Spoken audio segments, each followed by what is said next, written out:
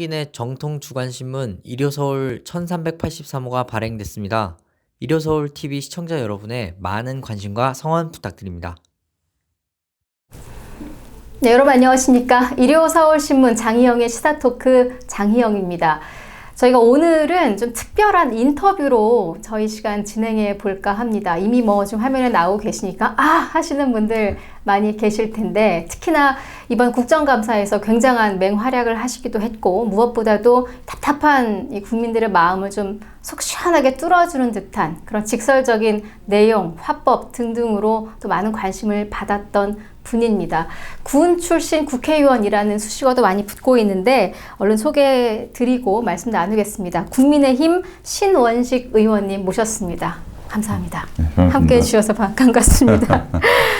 앞서 제가 소개에서도 말씀드렸지만, 그러니까 그 전에 신 의원님을 인터뷰를 만약에 제가 했더라면 당연히 뭐 군 출신이고 이런 이야기를 많이 했을 거예요. 그런데 이번에 국정감사에서 진짜 많은 분들이, 물론 신 의원님의 호탕한 성격은 알고 있었더라도 뭐랄까요, 문제를 딱 집어내는 그 능력이라든지 또 대응하는 뭐 질문뿐만 아니라 여러 가지 필요한 답변을 하시고 이러는 데서도 굉장히 이분이, 그러니까 우리가 지금 지쳐있는 양극단으로 쏠려있는 사람이 아니라 굉장히 중심에 있는 보수인이구나 이런 생각이 좀 저는 들었거든요. 그래서 좀 이렇게 많은 분들이 함께 공감할 수 있는 내용들이 굉장히 많았을 것 같은데, 일단 저희가 이제 1시간 정도 긴 이야기를 나누겠지만 첫 질문은 조금 좀 뻔한 질문으로 시작을 할게요. 일단 많은 분들이 궁금해하실 수도 있고 뭐 여러 차례 인터뷰도 하셨겠지만, 어떻게 장군 출신으로서 정치를 해야겠다 이런 생각을 하게 되셨는지, 현재 정치인이 된 어떤 배경이라 그럴까요? 목표라 그럴까요? 글쎄 군인이 정치를 한 경우는 뭐 우리나라도 많았고 미국도 자기 현역 의원들 중에서 아마 직업군으로 따지면 그 군 출신들이 굉장히 많을 거예요. 상원의원, 하원의원. 이 군인이 사실은 정치하고 사실은 가까운 직업군 중에 하나입니다. 네. 왜냐하면 국가를 생각을 하고 하기 때문에. 그렇죠. 클라우제비츠라고 하는 유명한 전략가가 전쟁은 또 뭐 그걸 또 전쟁이란 범위로 군사로 이렇게 또 다른 의미를 해석을 하면 정치의 한 수단이라고 그랬거든요. 정치의 수단. 그래서 사실은 뭐 저는 그렇다고 현실 정치할 생각은 그렇게 많지 않았는데 그 우연히 하다 보니까 또 하게 되더라고요. 우연히? 예. 그런데 이제 제가 제안이 올해 특히 미래한국당에서 왔을 때 해야 되겠다 생각을 한 것은 한 2, 3년 동안 뭐 저 나름대로 뭐 글도 쓰고 뭐 세미나도 나가고 방송도 나가고 소위 비제도권에서 문재인 정부의 잘못된 정책에 대한 비판과 대안을 제시해 봤는데 거의 울림이 없더라고요.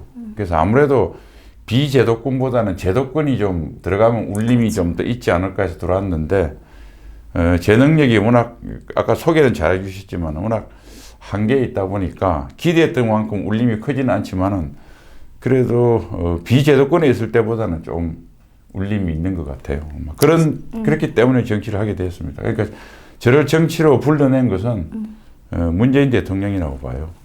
일단은 뭐 초선 의원이시니까 일단 마음가짐은 가장 바람직한 마음으로 들어오셨는데, 그러기에는 사실 그 당시에 미래한국당의 위치나 국민들의 지지도나 이런 거 너무 낮지 않았어요. 그러니까 좀 언뜻 신원식이라는 이름을 내가 이 시기에 들어가기에는 이건 좀 망설임은 전혀 없으셨어요? 그건 없었고, 왜냐하면 이제 뭐 그게 몇 퍼센트 지지를 받든 안 받든 지금 여당에 비해서 제가 하는 이야기를 여당 내에서는 뭐 저를 택하지도 않았겠지만은 제가 하는 이야기를 거의 뭐 받아들이지 않았을 거예요. 그러니까 제 이야기를 받아줄 수 있는 것이 국민 여러분들 뭐 생각에 따라서는 우리 당이 미흡하다고 생각하는 분도 있고 뭐 여러 가지 질책도 하고 하시지만 그래도 현재 나라가 올바로 가는 것을 할 수 있는 유일한 플랫폼이 결국 우리 보수 야당이라고 생각했기 때문에 저는 그에 대해서는 망설임이 없었습니다. 시작부터 지금 현 정부가 좀 마음에 안 든다는 이야기를 아예 터놓고 하고 시작하셨으니까 사실 저는 중립적이어야 되거든요.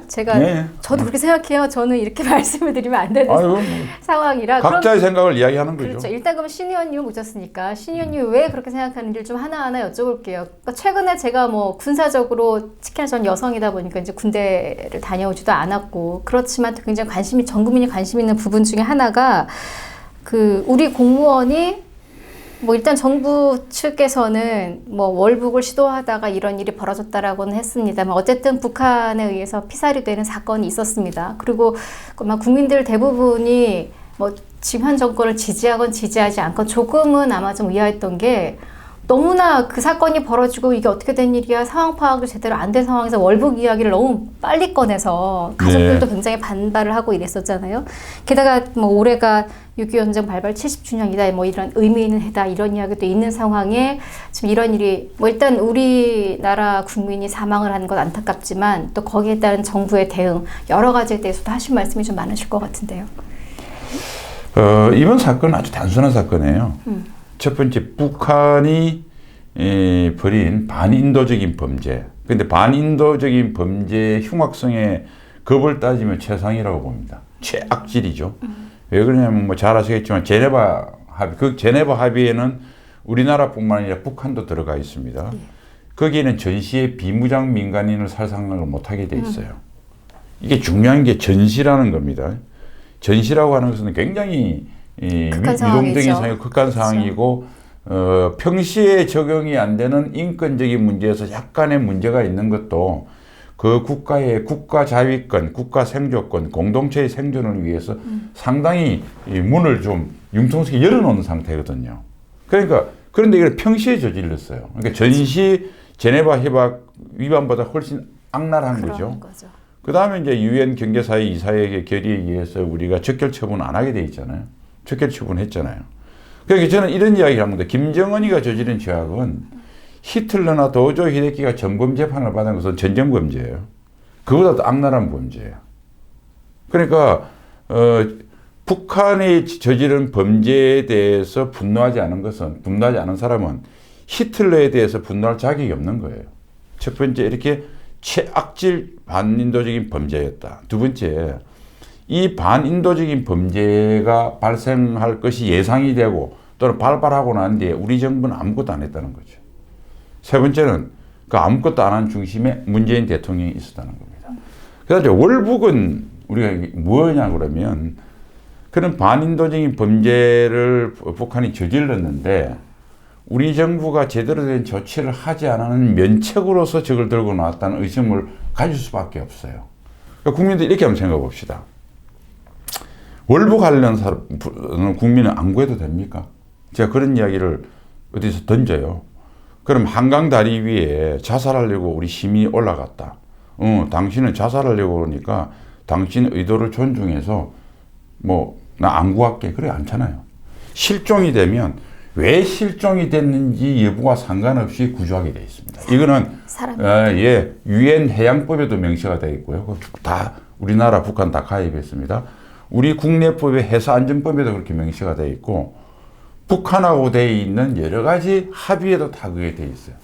그러니까 해상에서 조난이 되면 그 사람이 미끄러 떨어졌는지 자살하려고 했는지 아무 상관없이 무조건 구해야 돼. 이게 똑같은 거예요. 더구나 이거는 자살도 아니고 그렇죠. 월북인데 그 사람이 자기 생명을 자기 스스로 버리고자 해도 우리가 구해야 되는데 생명이 아니고 월북했다고 이걸 덮으씌우면서 마치 덜 구한 노력에 면책이 되게끔 하는 것도 굉장히 저는 말이 안 되는 거고요. 그 다음에 월북 의도도 월북이라고 볼 수 있는 징후도 분명히 있어요. 군하고 해경 발표에 하면. 아니라는 징후도 그만큼 있습니다. 그러면 어떻게 해요? 우리가 무죄 추정의 원칙이라는 게 있어요. 그렇죠. 완전하게 월북이라고 객관적으로 판명되기까지는 월북이 아니다고 그 사람 입장에서 생각해 줘야 되는 거예요. 돌아가셨으니까 유족 입장에서 생각해 줘야 되는 거죠. 그 다음에 이분의 월북을 가장 결정적인 증거로 정부에서 들이미는 것이 소위 감청 아닙니까? 그럼 여러분 한 40시간 정도 실제로 이제 실종 신고가 전파된 건 33시간인데 대개 한 7, 8시간, 10시간 전에 떨어졌다고 실종이 됐다고 보면 40시간 정도 차가운 바다에서 표류하다 거의 생사의 문턱을 넘나들었을 거예요. 그래서 북한이 너 어떻게 넘어왔느냐? 난 대한민국 국민인데 돌려보내달라고 거기서 이런 이야기를 하면 삼촌도 죽이고 고모부도 형도 죽이고 고모부도 죽인 북한이 어떻게 할지도 모르는 공포에 그러니까 그분이 말하는 월북 의도는 진심인지 아닌지 이제 대단히 알기가 어려운 거예요. 그래서 우리가 법에서도 네. 불리한 사항이나 신체 위해 상태에서 진술은 증거로 채택이 안 됩니다. 그러니까 다시 말해서 지금 그 공문에 북한에 진술하는 월북 의도는 물리적인 확실한 증거로 채택하기에는 대단히 허술한 장면이 많고 그래서 이런 여러 가지를 볼 때 그리고 백불양초 월북했다 하더라도 우리가 구하려는 노력을 제대로 하지 않은 것에 대한 면책이 될 수 없다.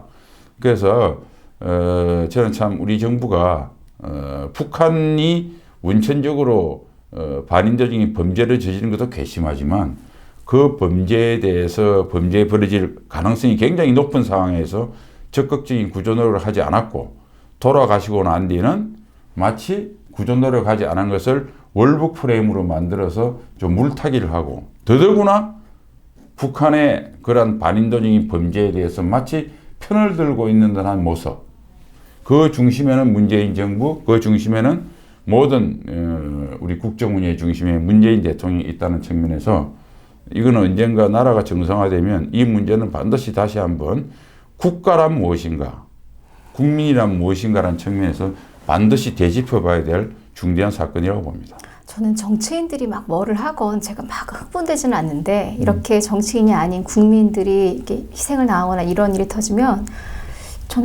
저는 감정적으로 제가 좀 많이 흔들려요. 그래서 이번 사건에 저도 어떤 생각이 들었냐면 월북을 시도했건 안 했건 뭐 정부의 말대로 월북을 시도했을 수도 있고 아닐 수도 있고 저는 그게 중요하지는 않아요. 정치인들의 이야기가 중요하지 않고 뭐 군 관계자든 뭐 월북을 시도했더라도 그건 정말 이게 맞는 일이었을까?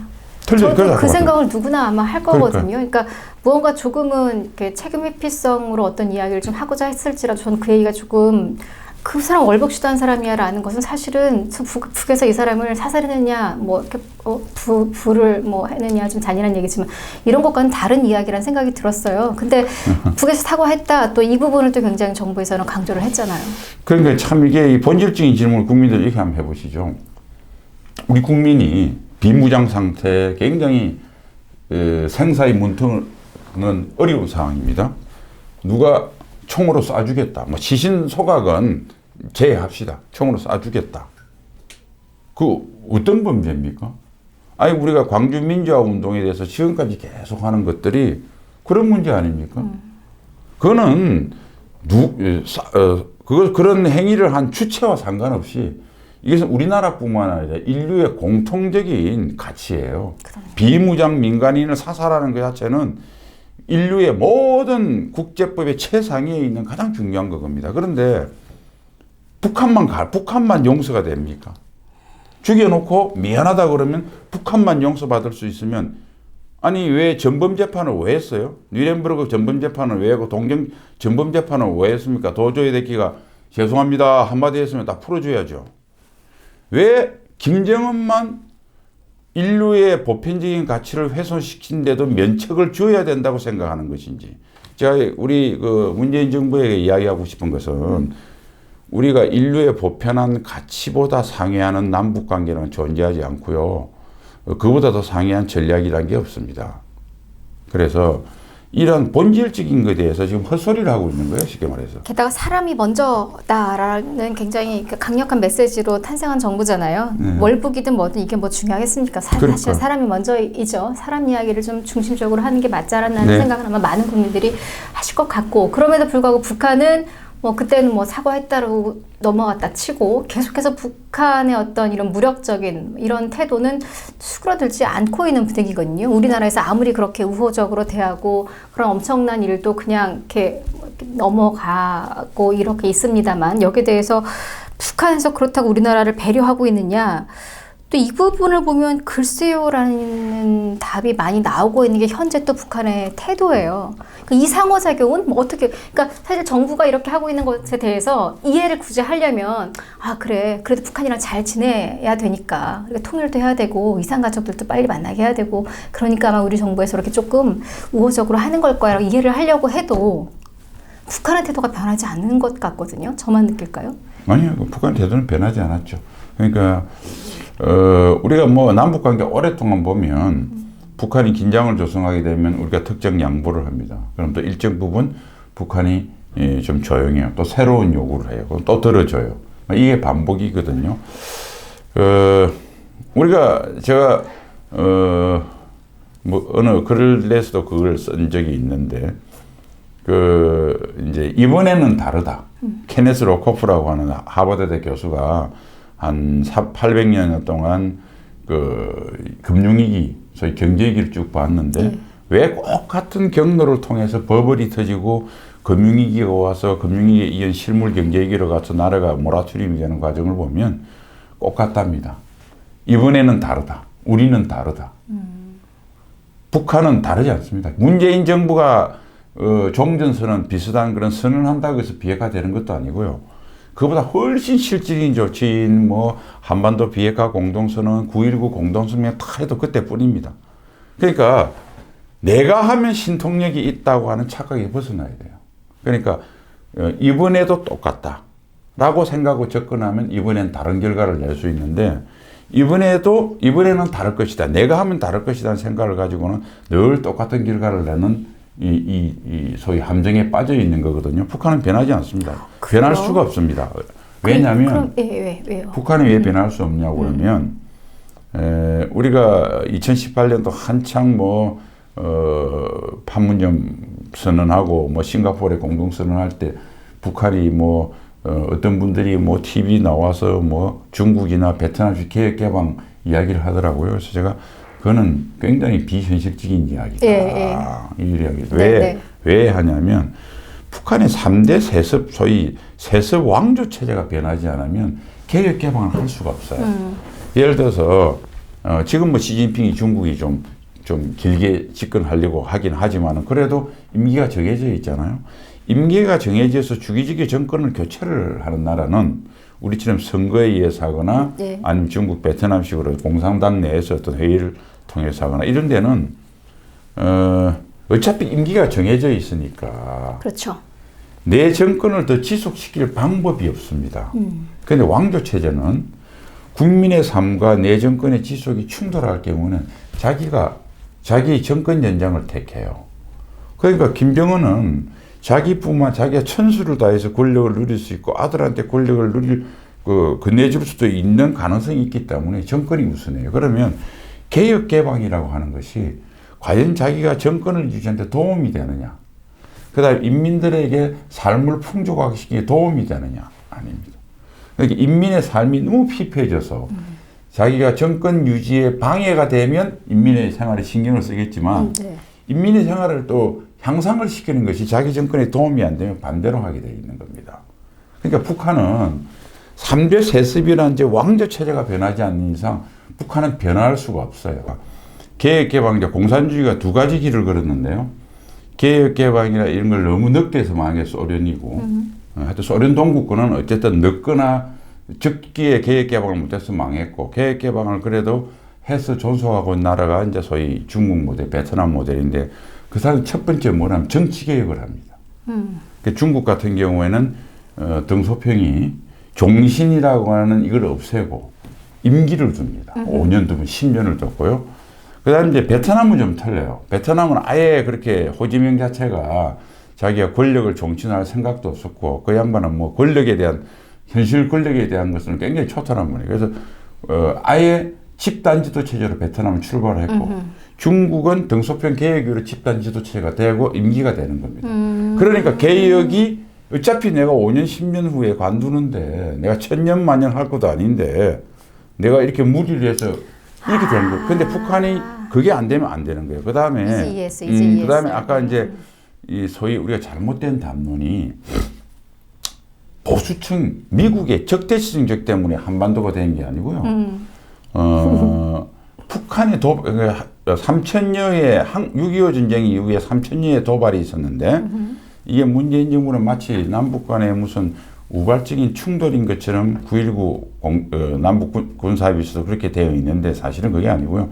100% 북한의 계획적인 도발입니다. 그리고 이제 우리 역대 정부를 보면 가장 보수성이 강했던 게 박정희 정부였잖아요. 7.4 공동성명을 72년도 했어요. 근데 왜 깨졌어요? 북한이 땅굴을 파고 계속 남침을 하고 그 다음에 문세강을 넣어서 유경수 여사를 암살을 했거든요. 그 다음에 전두환 대통령 때도 처음에 뭐 제스처를 그리고 아웅산 그 다음에 90년대 이후에 보세요. 북한이 핵을 계속 개발하고 천안함, 연평도, 연평해 등 계속 도발을 했어요. 그러니까 보수 정부가 무슨 들어서서 북한을 적대시한 게 아니라 해보려고 그러면 약속을 어기고 도발을 한 겁니다. 지금 문재인 정부는 뭐냐면 북한이 도발을 하더라도 지금처럼 도발을 하더라도 핵을 확실히 수소폭탄까지 만들고 미국을 위협한 ICBM을 만들어도 이제 북한은 원래 도발을 한 거니까 그냥 그 도발을 그냥 면책을 해주자. 그거는 가짜 평화입니다. 그거는 굴종이에요. 그러니까 지금 우리가 그동안 한 70년간에 진행되는 이 남북 간의 문제에서 아까 말씀하신 것처럼 마치 쌍방과실로 남북 간의 군사적인 긴장이 됐다고 하는 거대한 착각. 두 번째, 북한한테 북한의 말도 안 되는 주장을 들어서 양보를 해주면 이게 평화가 올 것이라는 환상. 이것은 아니라는 거예요. 그건 이미 몇 번 깨졌죠. 저희가 이번에 기대했다가. 근데 제일 네.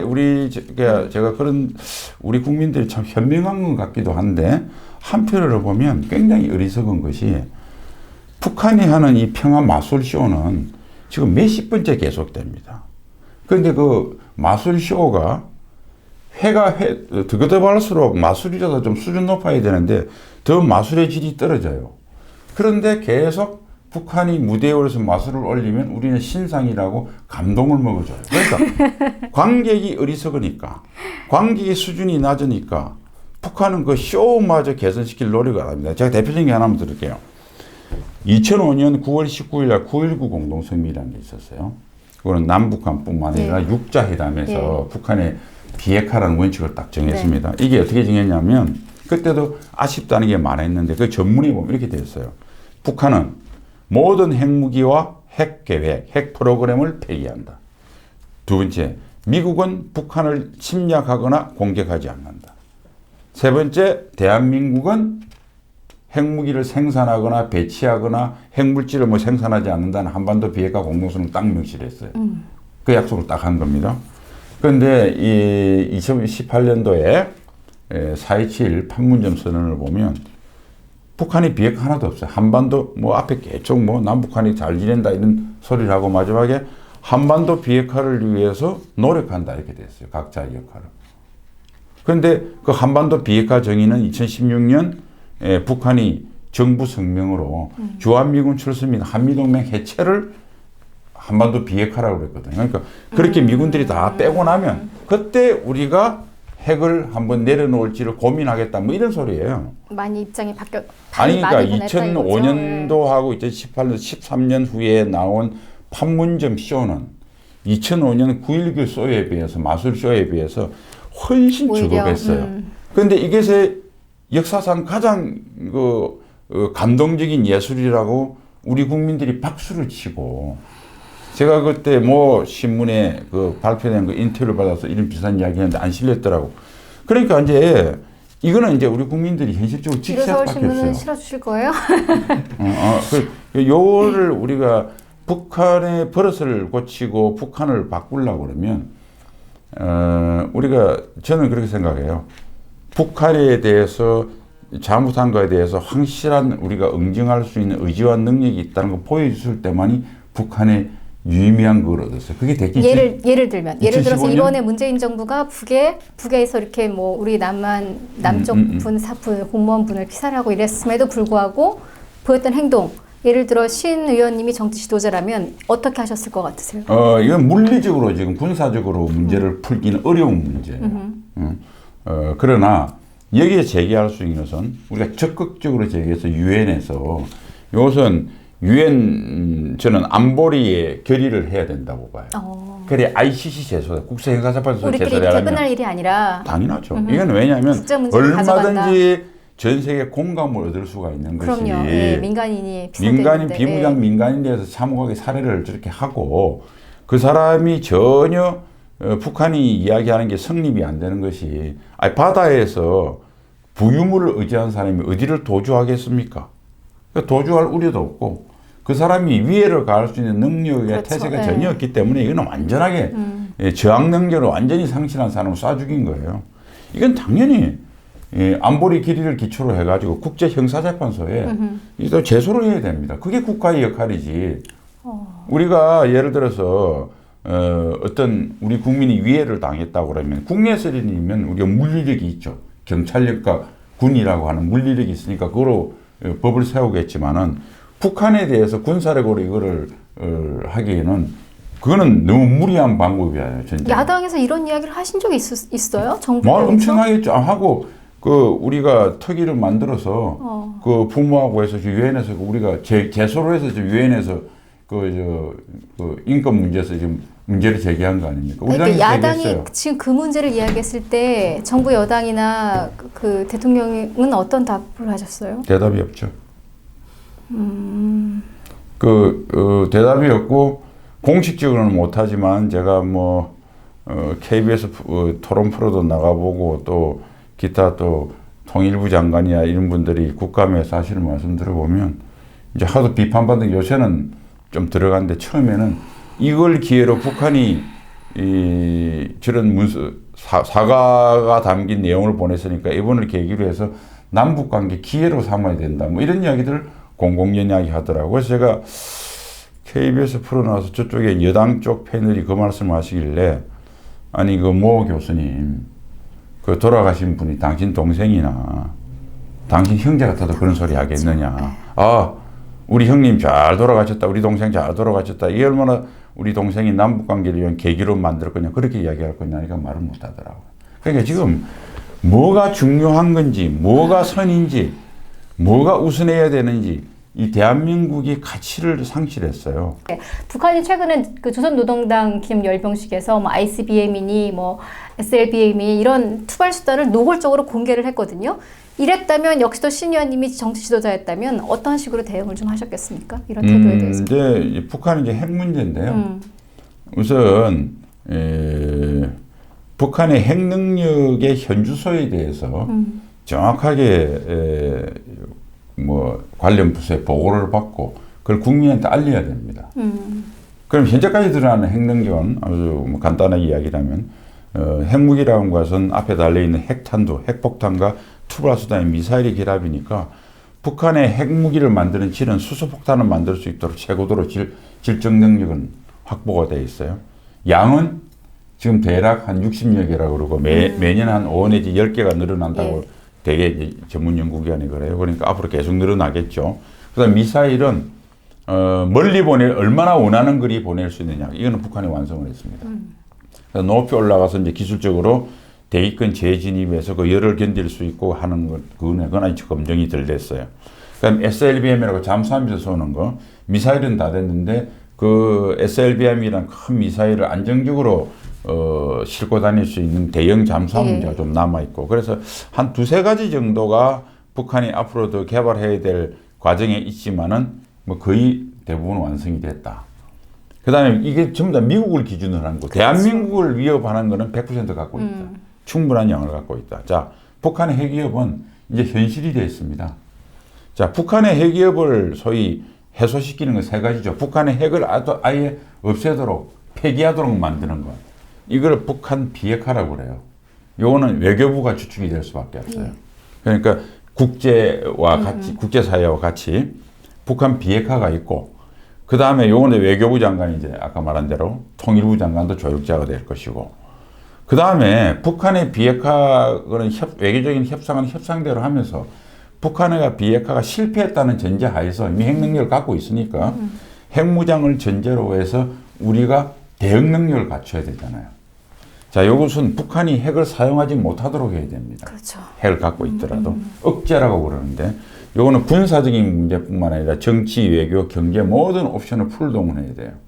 그러니까 NSC 같은 걸 통해서 여러 가지 다양한 국가의 수단을 가지고 북한이 핵을 사용하지 못하도록 옵션을 개발하는 것. 이런 것들은 안보실장 이런 사람들이 이제 주관이고 대통령이 총괄을 해야 되겠죠. 그 다음에 이제 억제가 실패해서 북한이 핵미사일 실제 쏠 거 아니에요. 이거는 군사적 대응입니다. 그렇죠. 예, 쏘기 전에 지상에서 파괴하는 것, 날아오는 거 하늘에서 파괴할 수 있는 것. 여기 이제 미사일 방어라고 그러죠. 그럼에도 불구하고 한 발이라도 떨어졌을 때 우리 국민의 피해를 줄여야 될 거 아니에요. 그래서 민방위라고 그럽니다. 그러니까 지금 민방위는 우리가 요즘 민방위 훈련도 제대로 안 하는데 문재인 정부는 어쨌든 북한 그래요? 저는 그 부분은 모르는데. 공군기가 왜냐하면 무슨 재난 대비 훈련을 하지 과거처럼 사이렌 불어서 이건 안 해요. 그런데 이제 사실은 하늘에서 날아오는 위협은 북한의 비행기가 있을 수 있고 장사정포가 있을 수 있고 미사일이 있는데 북한의 비행기 위협은 거의 우리가 고려 안 해도 돼요. 우리가 워낙 공군력이 우수해서. 그럼 가장 위험한 게 핵미사일이거든요. 예. 그러니까 민방위 시스템을 적대국의 항공기 위협에 대비하게 설계되어 있는 우리 민방위 시스템을 핵미사일에 날아올 때 대비하는 민방위 시스템으로 바꿔야 되죠. 그 요거는 이제 행안부를 비롯한 정부 부처이죠. 아주 구체적인 답변이 슉슉 나오시네요. 이런 모든 것들을 네. 종합 옵션으로 대비해야 됩니다. 그런데 저는 가끔 북핵 문제를 이렇게 우리 국민들도 그렇고 우리 정치인들이 늘 단방약을 이야기했어요. 그러니까 북핵이라고 하는 것은 꼭 비교하면 폐암같이 굉장히 그거예요. 그러니까 수술도 해야 될 거고 항암 치료도 해야 될 거고 뭐 술 담배도 안 먹고 뭐 아침 일찍 여러 가지 종합 처방을 해야 되거든. 근데 환자가 굉장히 귀찮아해요. 그러니까 한 정치인이 명의라고 그러면서 선생님 그거 필요 없습니다. 침 한 방이면 끝납니다. 약 한 첩이면 끝납니다라고 속여왔어요. 그래서 그 폭탄을 뒤로 돌렸어요. 이제 대한민국은 어떤 상태냐면 폐암 말기입니다.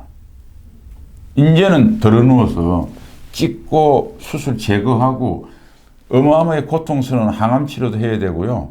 그거 좋아하시는 드라마틱한 그 음주 문화도 술도 끊으셔야 돼요. 아침 일찍 일어나야 돼요. 자극적인 음식 드시면 안 돼요. 복잡한 처방을 받아야 되는데 계속 정부는 거짓말하고 있어요.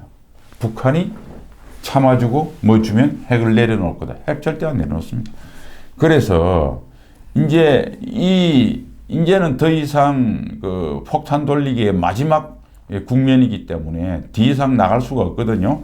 이제는 이 불편한 진실과 맞이해야 되고 이제 가히 정치인이다, 지도자라 그러면 지금 우리가 처한 현실을 국민에 정직하게 알려야 되고 국민들은 듣기 싫더라도 그 이야기 들어야 됩니다.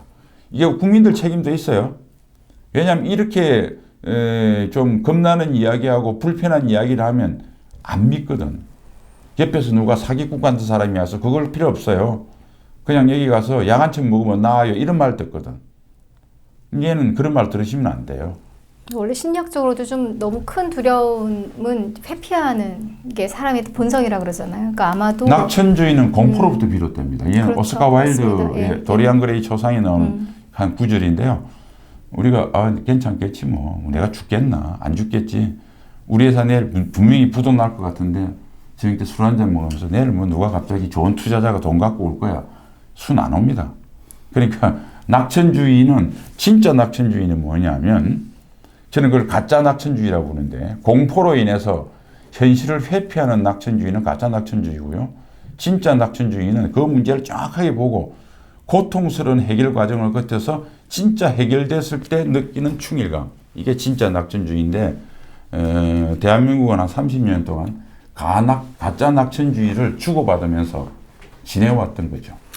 신 의원님이랑 지금 몇 가지, 서너 가지밖에 저희가 이야기를 안 나눴는데 제가 지금 느끼는 건 뭐냐면 그러니까 신 의원님 말씀이 다 옳은지 그른지 저는 지금 판단할 수는 없죠. 하지만 누구보다 진짜 이 부분에 대해서 고민을 많이 하고 염려를 하고 대안을 찾고 이런 분이구나. 저는 지금 이게 굉장히 진심이 와닿았어요. 워낙 또 신 의원님은 무조건 우기는 사람이 아니라 뭐 본인의 소신대로 이야기하는 걸로 또 여러분들이 많이 알고 계시고 그렇기 때문에 어쩌면 저도 이제 그런 사실 저는 그때 좀 감동받았거든요. 그 누구였죠? 그 더불어민주당 김병기 의원 아들 뭐 특혜 의원 막 있을 때 신 의원님이 그냥 내가 생각하는 국민의힘이라면 같이 막상을 욕하거나 이랬을 것 같은데 아니 내가 수대장 때 그런 일이 있어서도 나도 죽 사다 줬겠다. 전 여기서 어머 저 정말 그때 좀 저는 그 계기로 굉장히 새롭게 봤어요. 그 추미애 장관 아들하고는 완전히 다른 사건이에요. 다른 사건이죠. 네, 김병기 의원은 네. 그때 애가 아픈데 뭐 어떡해. 아픈데 군 간부가 죽 사다 줬다 이걸 가지고 이제 특혜 아니냐 이렇게 막 이렇게 사건이 있을 때 당연히 그 야당 지지자들은 특혜다 뭐 이랬고 여당 지지자들은 이렇게 넘기려고 했는데 그 말씀하실 때 오히려 와닿더라고요. 따뜻한 장교면 당연히 이건 미담으로 될 얘기가 요즘 워낙 세상에 특혜 의혹이 많다 보니 죽까지도 다 특혜가 되는구나 저는 이 생각이 들었고 그런 생각을 하게 만든 국민들의 잘못이라는 게 아니라 그게 지금 말씀하시려다만 추미애 장관의 아들 저거는 완전히 문제. 특혜고요. 네, 아마 이런 얘기들 때문에 더 그렇게 간 것 같지는 않나 생각이 드는데 그 얘기도 굉장히 앞장서서 그 이슈를 다루셨잖아요. 그러면 사실은 휴가 명령 없이 네. 19일간 간다는 거. 그다음에 19일. 그 병가 조건이 전혀 안 되거든요. 병가는 그 군대 병원에서 치료를 못할 중병에 걸렸거나 그다음에 군대에서 치료할 수는 있지만 그쪽에 병사들이 강하게 원할 경우에 민간 병원에 입원 수술할 때만 병가를 받습니다. 그 끝나고 나면 군 병원으로 와서 병원 생활 요양을 하게 돼 있어요. 근데 추 장관 아들은 그때 집에 있었다 그랬나요? 집에 있다고 전화할 때. 집에 있을 때 병가를 몸이 아프다고 가면 뭐 군대 비는 거죠. 그것도 말이 안 되고 하여튼 뭐 너무너무 말이 안 되는 것들이 많아서 이제 뭐 추 장관 아들 문제는 이 정도라고요. 뭐 기억나게 김병기 의원은 제가 이제 쭉 처음에 뭐 언론에서 그걸 갖고 저한테 와서 좀 자료를 달라고 해서 내가 쭉 보니까 그거는 말이 안 된다. 단지 이게 이슈화 된 것은 그게 이제 해당되는 지휘관이 모르겠어요. 지휘관하고 김병기 의원하고 어떻게 알아서 뭐 했든지 뭐 그거는 모르겠는데 근데 이제 요새는 병사들이 군에 가면 아마 이 군에 지금 근무하고 있거나 얼마 안 되신 분들은 알 거예요. 요새 전부 다 가정통신문을 보내요. 애로사항이 있으면 일로 연락하십시오. 부대 간부들 전화번호가 다 있어요.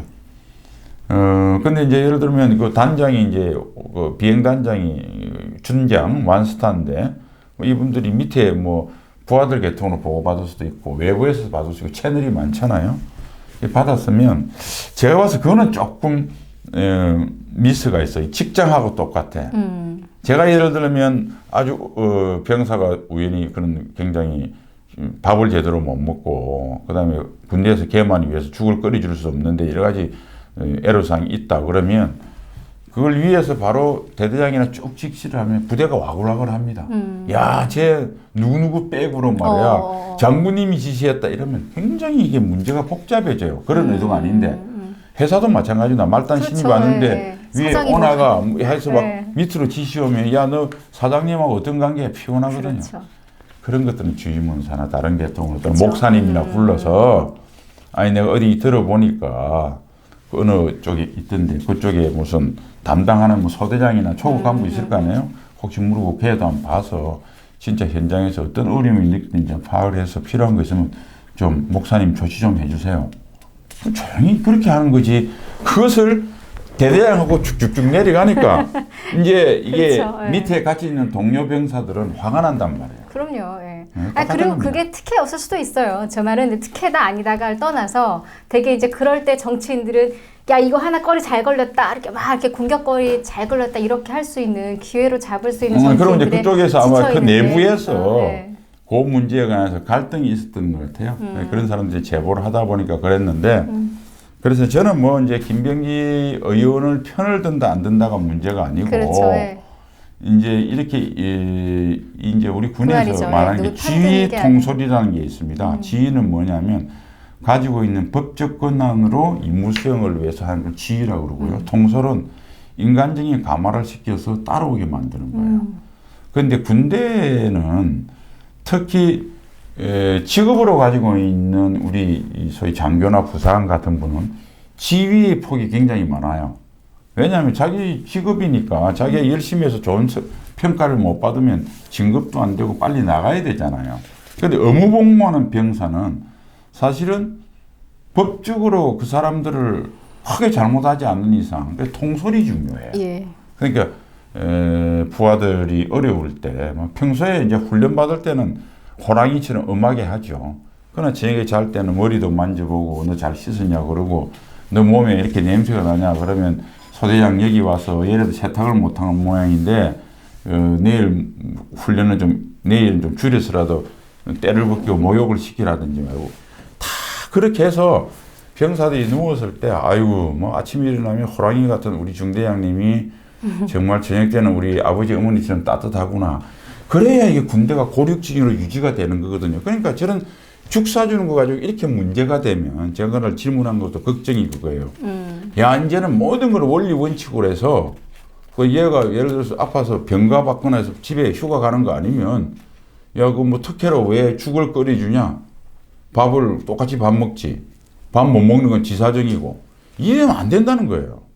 그러니까 이런 것들이 훼손될까 봐 그렇게 해서 병사들의 애로사항을 위해서 적극 나서는 행동이 자칫 잘못하면 특혜 시비로 이끌려서 굉장히 곤란한 상황으로 되니까 간부들이 나도 뭐 내 생활이 있으니까 딱 정해진 대로만 딱 처리하고 딱 이렇게 오고 군대는 일반 직장처럼 그게 안 됩니다. 몸으로 부대치고 같이 뒹굴고 그래야 포탄이 떨어지는 전장터에서 아니 자기 생명보다 귀한 게 어디 있어요. 다른 게 가치가 없잖아요. 그런데도 그 정 때문에 같이 그냥 포탄을 뚫고 돌격하는 게 군대입니다. 그렇게 기풍이 돼야 국민을 구하는 거예요. 그래서 그런 기풍이 훼손될까 봐 제가 대단히 우려스러워서 김병기 의원이라는 동료 의원을 제가 무슨 방어를 하려는 보다 이거로 인해서 군의 그런 기풍이 훼손이 될까 봐 제가 우려해서 드린 말씀이다 이렇게 이해해 주시면 좋겠습니다. 맞아요. 그렇게 이해를 했기 때문에 많은 분들이 그래서 지지를 오히려 하시는 것 같아요. 예, 그러니까 누구 편이 아니고 이렇게 편 나누기 싸움이 아니라 이슈 자체를 직시해서 그 이슈는 이렇습니다라고 해석을 정직하게 내놓을 수 있는 이런 소신 이런 것들이 아마 어쩌면 당연한 건데 요즘에 그 당연한 게 없어지다 보니까 너무 정치권에서 예. 그래서 아마 더 감동을 받았나 하는 생각이 저는 들었고 저는 사실 국정감사 얘기를 좀 많이 하고는 싶습니다만 오늘 그래도 뭐 국방 안보 이쪽으로 저희가 모셨기 때문에 또 어쩔 수 없이 앞서 추 장관 얘기는 잠깐 지나갔지만 그게 뭐 휴가의 특혜냐 아니냐 뭐 이거에 대해서 저는 이제 의원님의 생각은 알 것 같아요. 알 것 같은데 시민단체에서 오히려 이걸 명예훼손이다 이렇게 고발하는 사건도 있었고 경찰 수사도 좀 받으셨어요? 이제 뭐 기소가 돼서 넘어갔다고 그러더라고요. 그래요. 제가 오늘 1시간 넘게 함께 하면서 확실한 건 뭘 맡기셔도 열심히 하실 것 같아요. 열심히. 이렇게 보이려고 하는 게 아니라 진짜 이거 어떻게 해결하지?